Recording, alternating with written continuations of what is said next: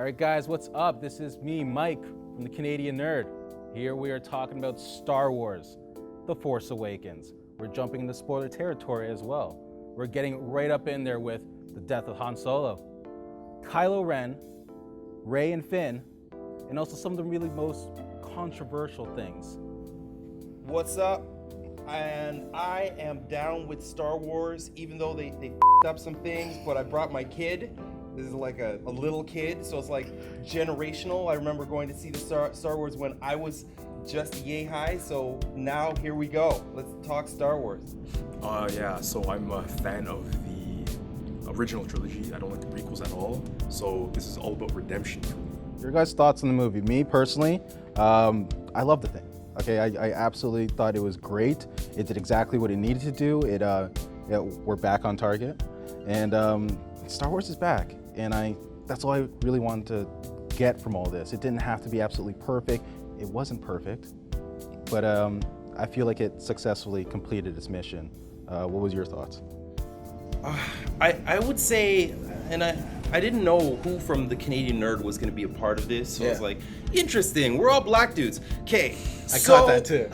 So the one thing I'll say about this Canadian Nerd Minority Report, right? You gotta. They didn't bring especially because there's a bit of a like, kind of not elite, but like this bloodline thing. We're like, oh, you're a Jedi because your people were Jedis. You got Finn. He's kind of useless. He's like trying to lead the strong, powerful lady. Sorry, I'm gonna go there. I'm gonna be the guy to go there. And she's like, I don't need you. I can do anything. And then you finally later on realize, oh, she's got some Jedi blood. So to me, just to give the balance between it was a fantastic movie. But for someone like myself, I do have that time in the movie where I'm like, okay, pouring it on a little thick there, but still, I'd give it strong marks. Good movie. So would you have liked it better if Finn actually was a Jedi? Yeah, hells yeah. Okay. I would be like, yeah. Some people like me can beat Jedis too. I mean, again, there was Windu who, to me, seemed, we're not talking that movie, but the fact that he's not in this movie or there's no reference, it's kind of, well, let's see, the timeline anyways does state and a how lot of those stories have he was. been lost anyways, because when you go back into this timeline now, it's been 30 years after Return of the Jedi, the real only legends are like Luke Skywalker and Han Solo. Like, those are the legends. They don't know about Yoda. They don't know about Mace. All those archives, those Jedi archives, have been lost throughout the years. And I think that's where Luke vanished to find those things, to understand it better, so he can teach the new generation of Jedis. They explained it right in the movie that he had his own group. Something messed up happened.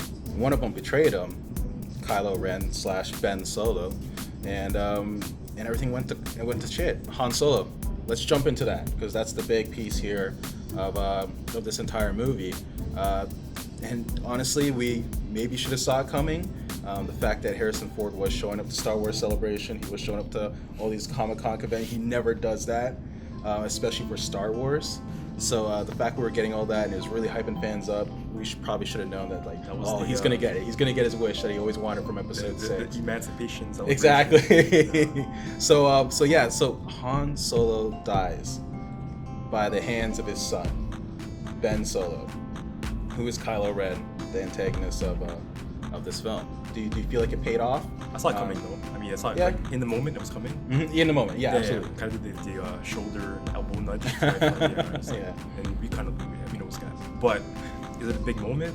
Yeah, of course, it was huge, right? That's the parallel to the first movie. With Obi-Wan getting killed. Han Solo dying? Yeah. I had no idea. Okay, I didn't know there was any back, so I was just watching it, and he's like, I'm like, what's gonna happen? And then, bam! I'm like, oh, come on! He's dead right now, falling like, I'm like thinking like, oh, even as he's cut in two, I'm like, yeah, but in this world, they've got like all those machine parts, like maybe he'll he's still falling to this day. Exactly. I'm like, Star Wars has infinite drops. And that's the thing with Star Wars. If you fall into a pit, like legitly fall into like a smoky pit, you're gone unless like you're Boba Fett. That's the Hook pulling off stage. Exactly. Yeah, exactly. But the thing is though, the way I saw it coming is because Kylo Ren you know, once it was established that he was incomplete emotionally, that was the thing that was holding him back, right? Yeah. It's his father and his not human, but his non-Skywalker lineage side. Yeah. So he needs to get rid of that Yeah. to become like the true second coming of Darth Vader. Right, and Wait, why? He doesn't. So does he have to go and kill his mother too? Well, no, because she's the lineage, right? The bloodline. Maybe, I don't know if he has any problems with her, but... Well, then that's the thing. I don't think he has problems with her. He loves his Skywalker side. Yeah, he loves that connection to Vader, but it's that connection to Solo that he just needs to finally sever in order to finally ascend and move on to becoming the Vader that he wants to. Because he's a fanboy, right? Exactly. Like, he was holding the burned husk of a helmet. Rey, who, you know, throughout all the promotions throughout this movie, we're seeing Finn as like the Jedi and everything else of that, but in fact it's actually Rey, the female lead. That was my favorite part. Exactly, yeah. The beginning where you get to see all the scenery and you get to see, you know, her like sort of like nomadic lifestyle. You know, she's like a junk. She goes through junk and finds things, and there's a lot of interesting stuff in the junk that she has actually. Yeah. That mirrors and parallels Kylo Ren. Exactly. For me, being a Star Wars fan, freaking out point was when they're having that battle on the ledge on the cliff, and they're going at it, and she blocks his strike, and he's saying, "You need a teacher. I can teach you." Everything else, and being really Sithy, and she goes into battle meditation, which is like one of the most basic training things a Jedi can do, and it's finally clearing your mind, allowing everything to come in, and she's able to achieve something that he can't get past, which is just, you know, allowing yourself and getting rid of your ego and focusing in on the Force, and that's what she does, and that's how she's able to best him at the end, because he's so conflicted about who he is. Let's talk about the legend himself, Luke Skywalker, finally showing up at the end. I was getting scared because we're reaching the end of this whole movie, and they said that Luke was going to be in the film, and I was waiting, and I'm just like, and maybe this is one thing goes with your issue with the pacing.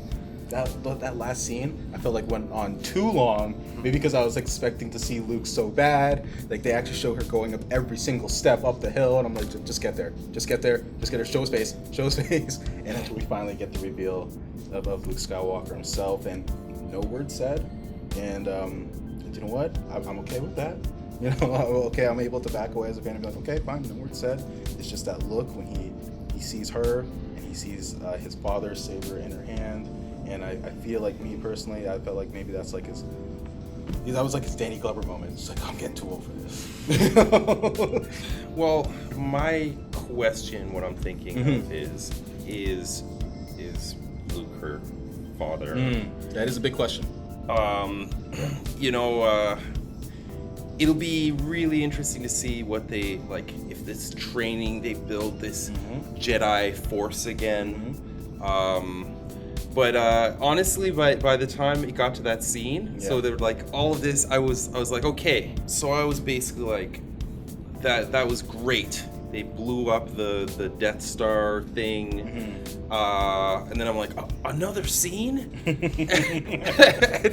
it was at the point when it was just ending, so I realized, oh, this is the final scene. And then they have the purpose. She has met Luke Skywalker. They found him. And that's what I love your perspective of the whole thing, because you're like, another scene. I'm like, there better be another scene.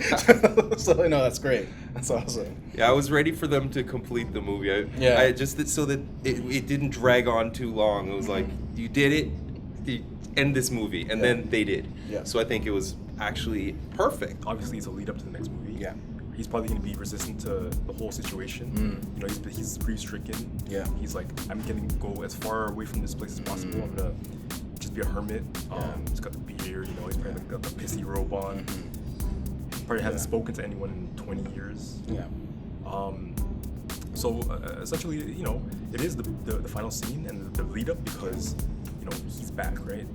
And I'm just hoping that he's like pure Force. All right, guys, that was it. That was our review of Star Wars The Force Awakens Episode 7.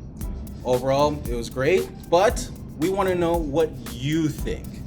Subscribe to us over at YouTube, leave a comment, and let us know what are your thoughts on the movie and what you want us to do next. Also, follow us over at Twitter at The Canadian Nerd. It's a pleasure being here with these fine gentlemen, and hope to see you guys later. Peace.